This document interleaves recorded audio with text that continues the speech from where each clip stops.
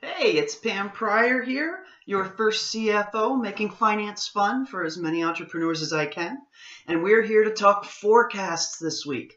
Going to do a bunch of short segments just so it's really digestible, and I can give you a couple action items to get you all ready for the why and the how of doing a forecast without getting crazy, without having to feel like you're an accountant yourself.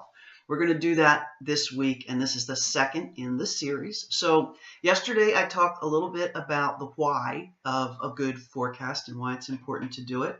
And the rest of these segments I'm going to talk about the how, but how to do an easy forecast. Not a complicated one, not one that's going to take you a lot of time, just something you can put in place for your business so that, I'm going to circle back to the why now, so that you know what you're expecting this year from a tax standpoint and you don't end up surprised when it comes to be April 15th.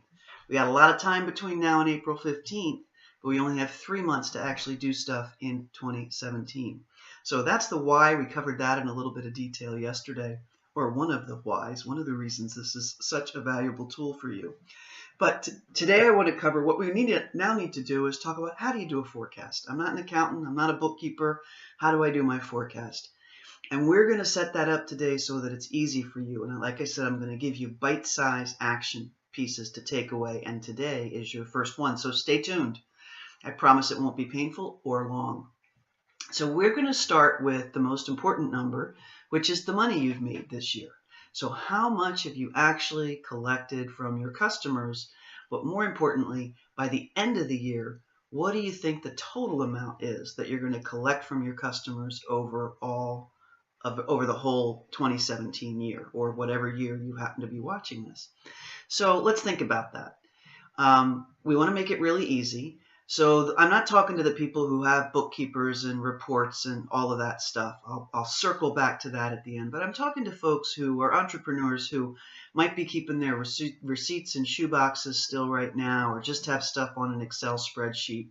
I do this for all of my clients in a much fancier way, but it doesn't mean that folks who don't have a system in place can't still do or have at least somewhat of the same effect. So let's do this the easy way first, and then I'll talk about how we can make it more complicated. But the easy way is one way or another. If you're in business and if you've made money this year, you've collected money from your customers. So you've either kept track of that in QuickBooks, or your bookkeeper has, or you have kept it on an Excel spreadsheet. But even if you haven't done either one of those things, you definitely know how much you've collected for the year, because you can go look at your bank statement and see all of the deposited funds. And if you still have your personal and your business bank statements combined, well, we can talk about that on another day, but you can still pull up 9 months worth of statements and pull out what your deposits were from your clients as opposed to other deposits you might have in that account. And it's really very simple. You want to add them all up. Now, if you are wealthy enough that you haven't deposited your checks yet and you've got physical checks for some reason, then you can go grab all those checks and add them up. And I'd suggest depositing them, but that's okay. So that's another way. Add up the checks you physically got and that you haven't deposited, or go to your bank statement and just print out the statements or look at them online and add up the deposits. Or you may collect money via PayPal. Cool thing about PayPal is they keep great track of that for you. So you can log right into PayPal and get that information, how much you've collected over what period of time. So, or Stripe does the same thing, Square does the same thing. So anybody who's collecting money in any way can get a hold of this information very easily. So my tip for today is that, or my action item for today, and I'll repeat it again at the end, but the action item for today is take the half hour it's going to take. It won't take more than that.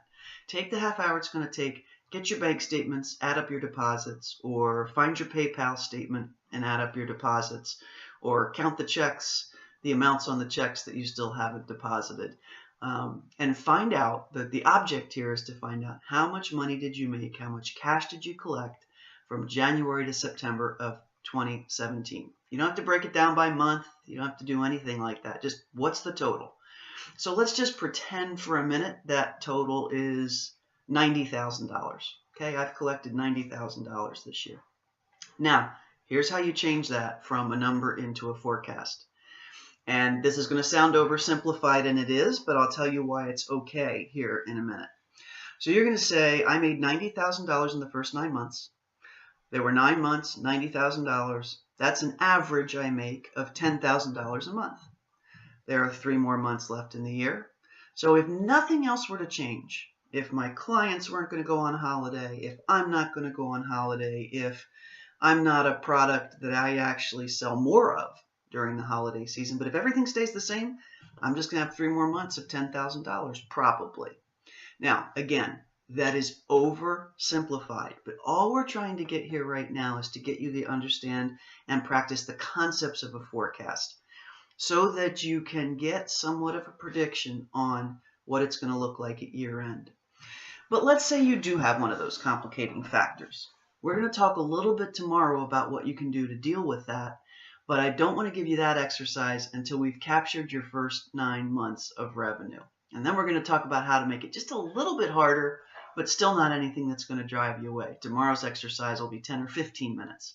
Today's is about half an hour. So have at it. Go round up all of the ways you've collected money this year from January, September. Write that number down. Write that total down. And let me tell you something, just in case you're wondering if I'm oversimplifying too much. I've just done a forecast with one of my clients for the year. And the way that we double check and make sure that we're in the right ballpark, even in the millions of dollars, we go ahead and do this exercise just like this. That's the way that we have a sanity check. And as a business owner, even when you do get awesome systems in place, which the earlier you do it, the better, all captured in the book, by the way, or PM me and I'll chat with you about how we can do that. But even if you don't have any systems in place, you as an entrepreneur are going to be doing exactly the same thing that the $1 million, $10 million, $100 million, and billion-dollar companies are doing if you do this exercise. So have at it, enjoy, round up that number, and I'll see you tomorrow. Take care.